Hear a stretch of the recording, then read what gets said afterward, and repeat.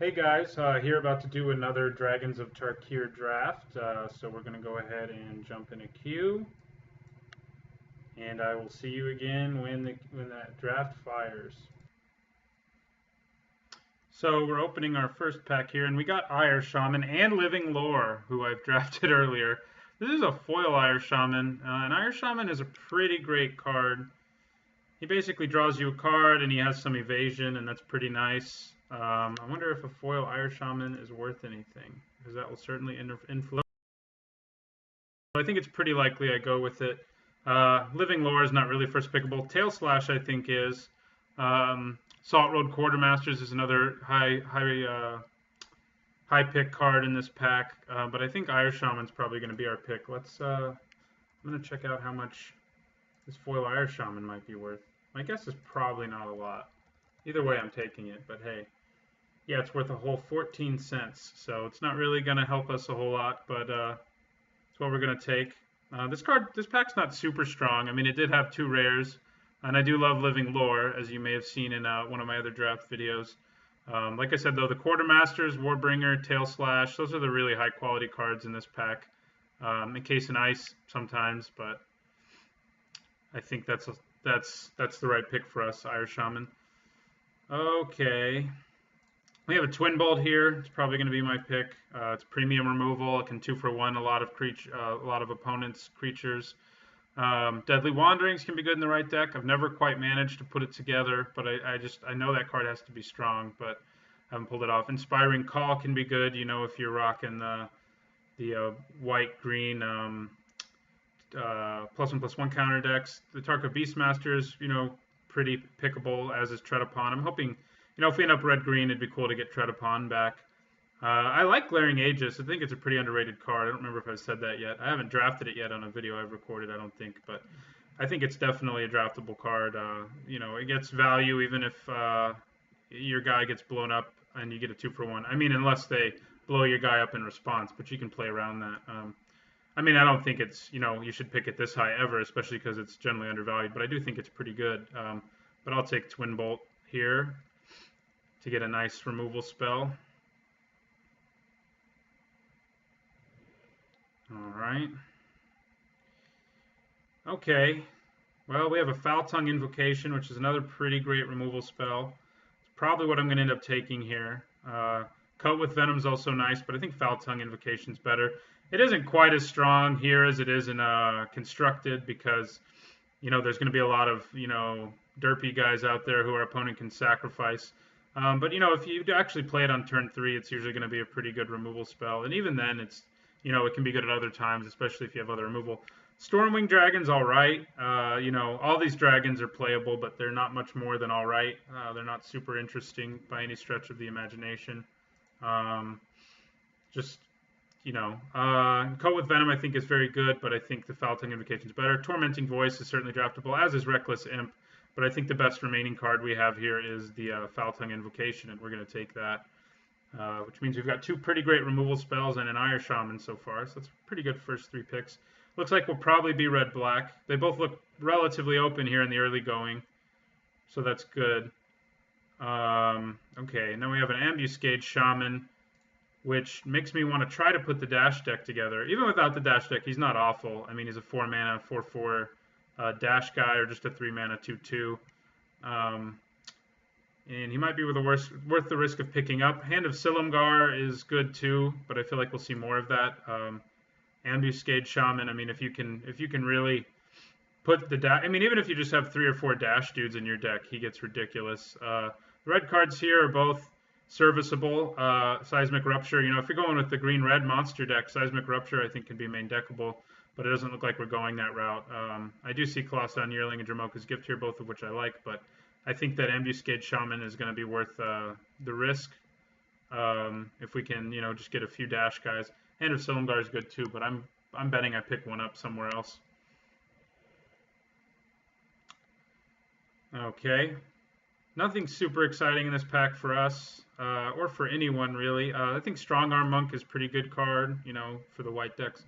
Salt Road Ambushers is all right, but it's hard to build a good morph deck in this format. There's so much removal that can kill face-down morphs. easily. Dragon Scarred Bear is a pretty great green dude. Dromoka Warrior is serviceable, you know, a good 2-mana 3/1. But we're going to take Summit Prowler here, you know. I don't think I've drafted one yet on one of my videos, but, you know, he's boring. He has a big empty text box, of course, except for the flavor text. But 4 mana, 4/3 goes a long way in this format. It's, you know, bigger than most other things that are going to come down on that turn. And it can trade with a lot of things, trade up with a lot of things, and it can just do a lot of damage. So I think it's what we're going with. Okay. Not a whole lot of black here. The bolster deck looks kind of open, but that card's not incredible. I may just take a Scion of Ugin here. He's a nice finisher to have. Kindled Fury doesn't excite me that much. The Scion can be a nice, you know, I mean, he's another big boring dude, but a 6 mana 4/4 flyer is pretty decent in this format, especially when you can pay any color to play him. Kindled Fury, like I said, is all right. Mind Rot's all right, but nothing else in this pack I think is as good as the Scion of Ugin can be in our deck. Plus, it works with our Foul Tongue Invocation, which isn't irrelevant, so we're going to take it. Okay, Butcher's Glee is really nice to see right here. I really like to see Butcher's Glee here. It's just a really good card. It can work as removal. It can help you change race, swing a race in your favor by gaining you life and doing more damage to your opponent. And it can also be used defensively, you know, as a removal spell, basically, to kill a lot of things. I mean, +3/+0 on most things with, you know, at least 2 power is going to kill most stuff in this format. So we'll take the Butcher's Glee. Okay, so now we're seeing that blue is probably pretty open. Granted, none of these blue cards are super exciting. I mean, Reducing Stature is the best one that's here. You know, Karsi Deceiver, you know, if you're trying to make the Morph deck, I guess it's all right, but it's hard to do. Durgar Nemesis and Learn from the Past I don't think are very playable. They're okay. But Reducing Stature is probably the best card in this pack.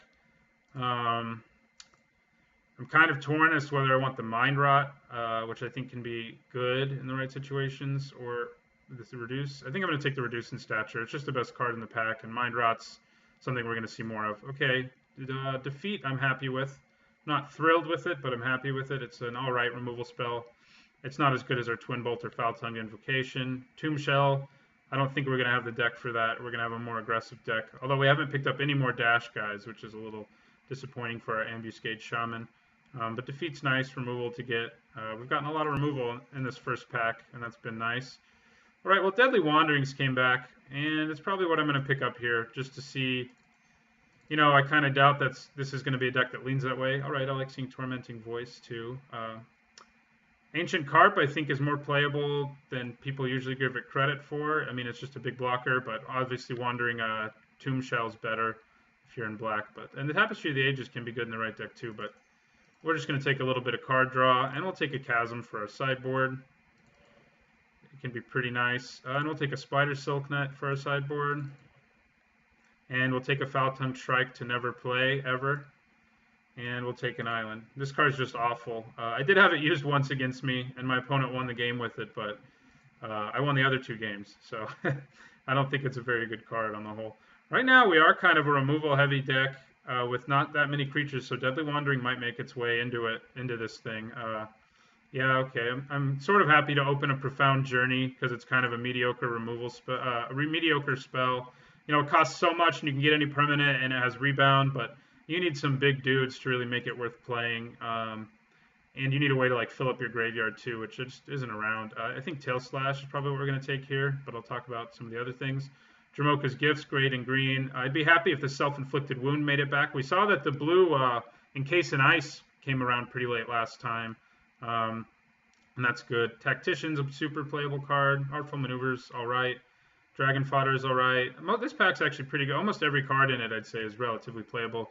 Even Profound Journey can be in the right deck. The only cards that are completely unplayable are probably the Grave Purge and the Glint. Everything else in here is you know, it's what you want. But we'll take a Tail Slash, get some more removal going. Okay. And now we're going to get a Flatten. So yeah, maybe we are going to run Deadly Wandering if we just keep taking removal everywhere.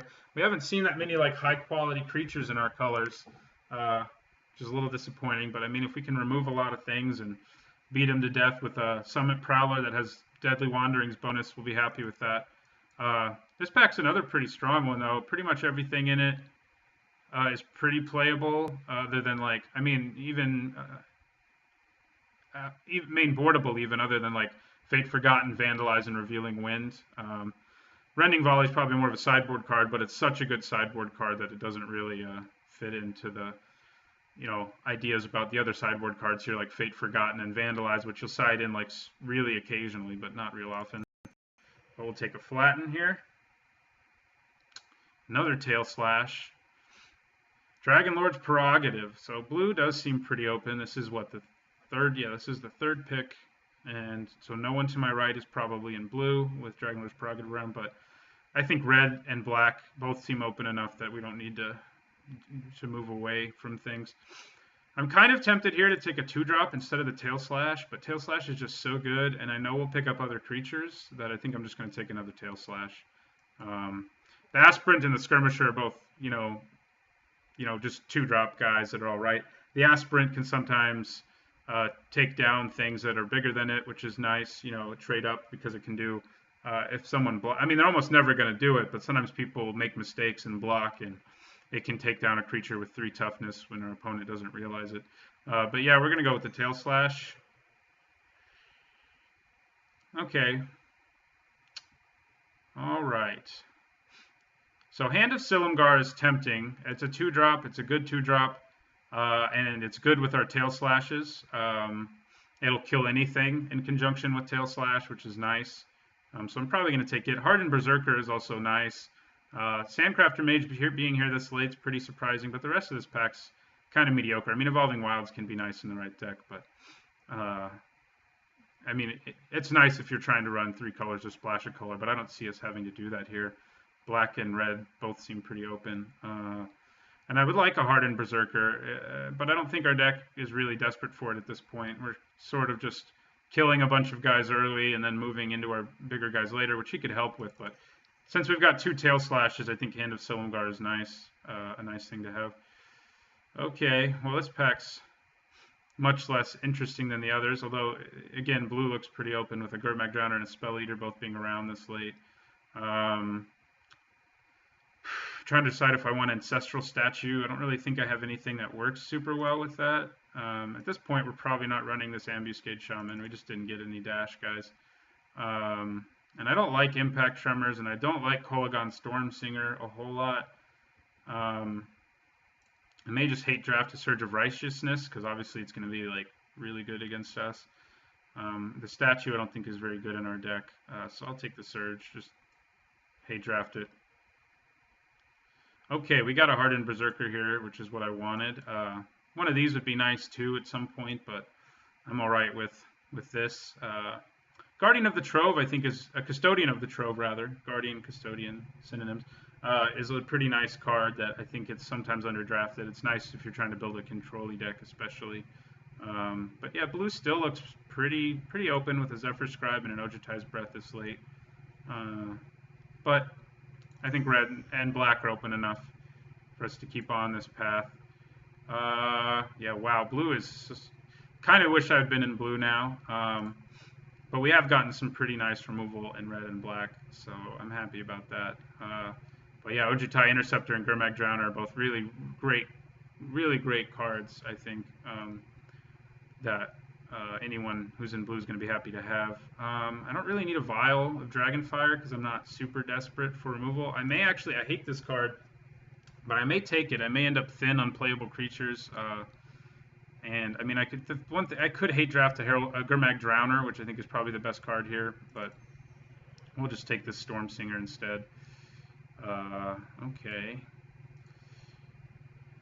I think I'm just going to take Evolving Wilds out of this pack, so that I have, say I crack open a dragon that has one of these colors in the next pack, but not both. It gives me the ability to splash. I don't want a second Deadly Wanderings, and Sib-Sig Icebreakers I don't really like very much, so I'm just going to take an Evolving Wilds. It may or may not make it into our deck, but it allows us to put it into our deck if we need it.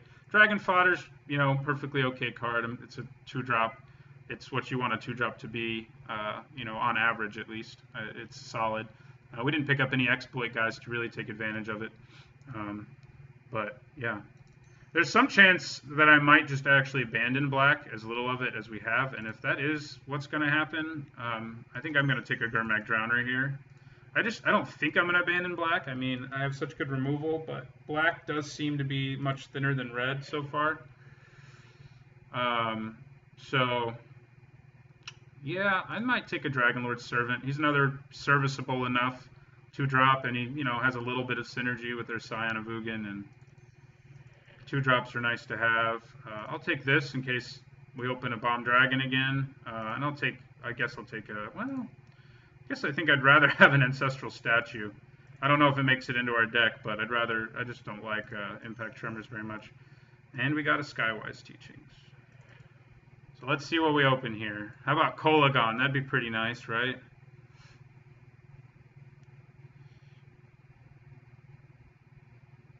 Having the Storm Singer does make me kind of consider putting the Ambuscade Shaman back in, because the Storm Singer itself has haste, and it can give something else haste.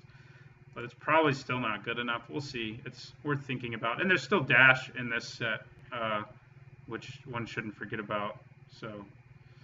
And there's some good dash right there. But there's also Mastery of the Unseen, which is just an obscene card. I think it's the second time when I've been recording that I've seen it. It's just so good.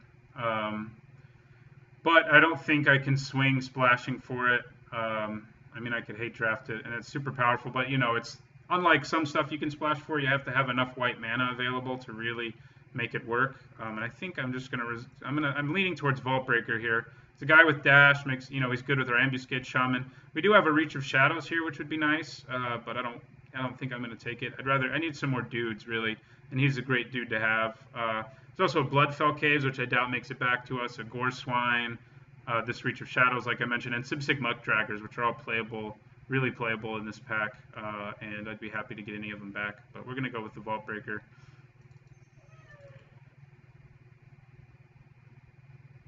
Second Vault Breaker, and a Gurmag Angler, okay. And a Mardu Scout. Man, this is kind of a hard decision here. I think I'm just going to take another Vault Breaker.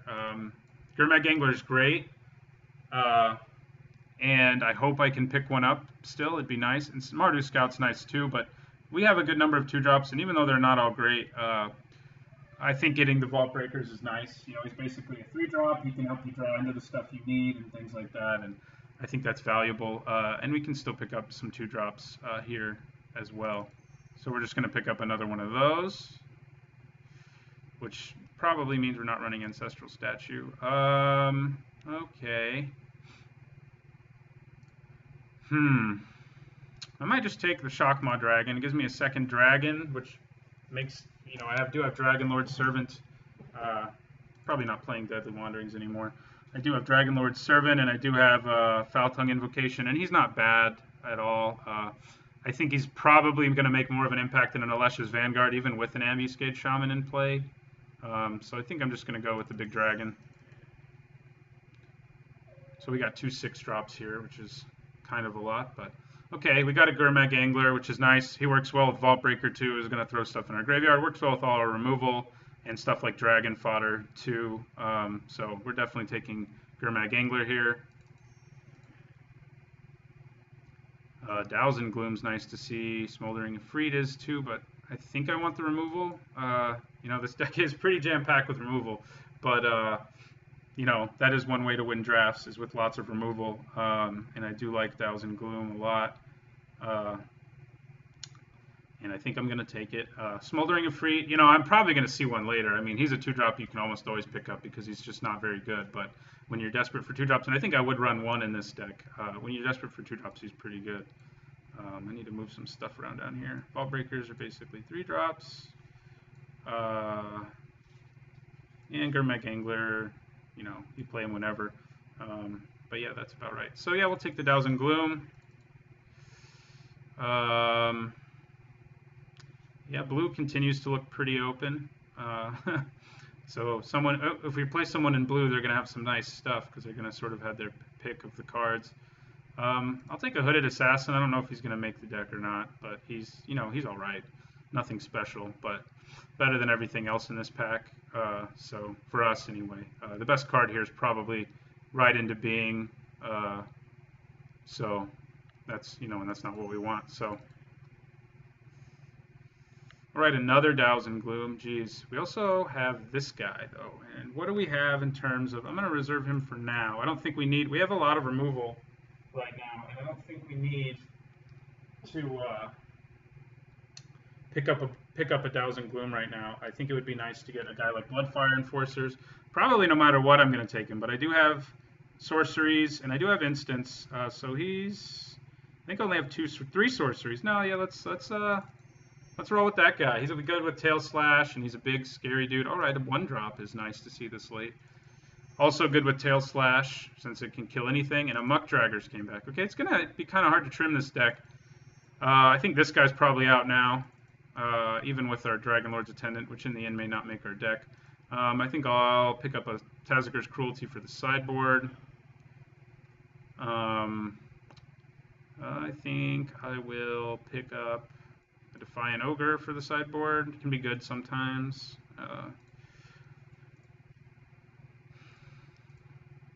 Question is whether Shockmaw Dragon's better than Scion of Ugin or not. And that's something I'll have to think about when I get there to the deck building portion, which is almost upon us.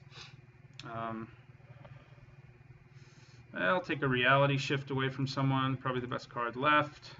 We're not going to see much in these last few packs.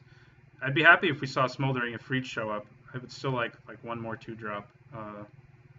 So that'd be good.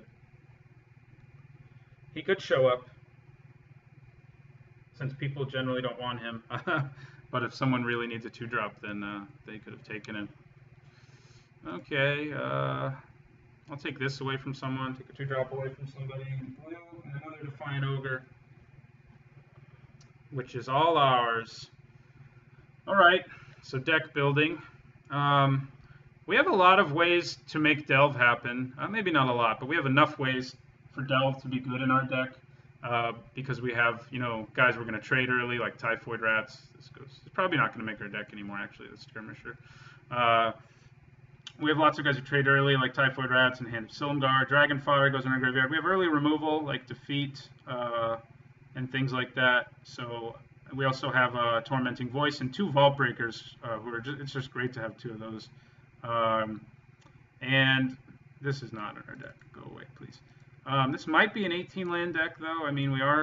These guys aren't ever going to cost this much, but it'd be nice to play them a little sooner. If it's an 18-land deck, we need to cut 2 more cards, and I think Hooded Assassin's one of those cards. And we are kind of a creature-light deck, so maybe this is the deck for Deadly Wanderings, but I don't think it is. Although, like a dashed-in Vault Breaker would be nice with Deadly Wanderings. I guess a dash deck with Deadly Wanderings would be pretty nice in general. But that's not what we're going with. I think we still have enough creatures for Tail Slash to be good. Yeah, I think we want 18 lands in this thing, though. And also, like I said, I need to think about. I think I'm just going to run the Scion instead. Although an argument, if they both cost 6 colorless, it would be obvious which one was better. But they don't both cost 6 colorless. But I guess I'm probably going to run enough mountains in here to make Shockmaw Dragon work. I don't think I want to run both. I think Sig Muck Draggers is better in most situations than either of them, and I think Gurmag Angler is too. So I have to pick one. And the Shockmaw Dragon's, ability to just burn the ground isn't irrelevant, especially when we're swinging with other stuff. So I think I am going to go with the Shockmaw Dragon. We got to cut one more thing, though, I think. I think we want 18 lands. We do have a lot of 2 and 3 drops, and that's nice. But we have a good number of 4s, although these Vault Breakers are, I'm going to play them on turn 3 a lot. But and this is also really more of a turn 3 play. But yeah, so we're not cutting Typhoid Rats. I don't think we're cutting Defeat, although I guess it's one to consider. Dragon Lord's Servant is worth considering cutting as well.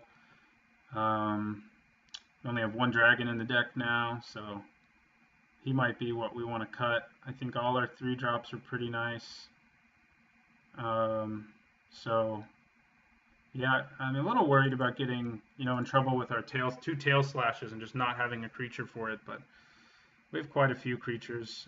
We have 12, and 13 if you count dragon fodder. So that's nice.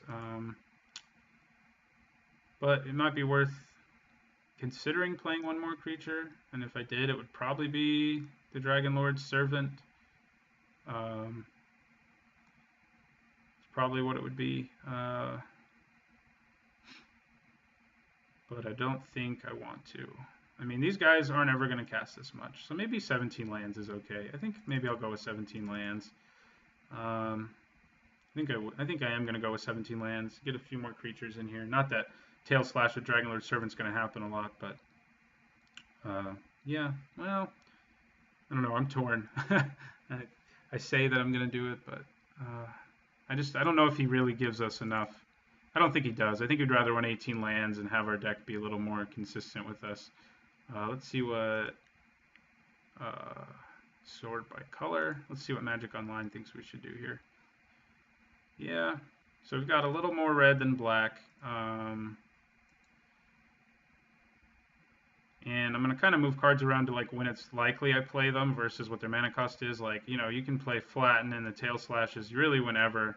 You don't like, you don't have to cast them on turn 3. I think you do want that more with Thousand Gloom and Foul Tongue Invocation, and Defeat and things like that. So it's sort of, it's a way of seeing like how much I need certain colors, but I think it's still sort of a wash. I think it sort of comes to a little more red than we have black. We have double red. We don't have any double black. So I think I'm probably going to go, 10-8 is probably, that's probably what I'm going to do here. Although I'm kind of leaning towards 11-7. We do have ways, like all our ways of drawing cards and digging for more stuff, like trying to get to a swamp, perhaps. All of them are red, so like, Tormenting Voice and our Vault Breakers. So I think I'm going to go with 11-7.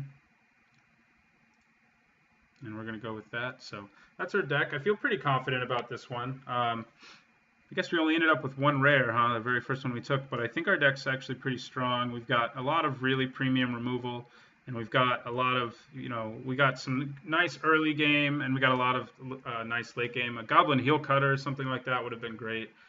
We didn't get it, but, that happens. It's such a highly taken card that we didn't get one. But I'm pretty happy with how this thing turned out. And we'll see you in round 1.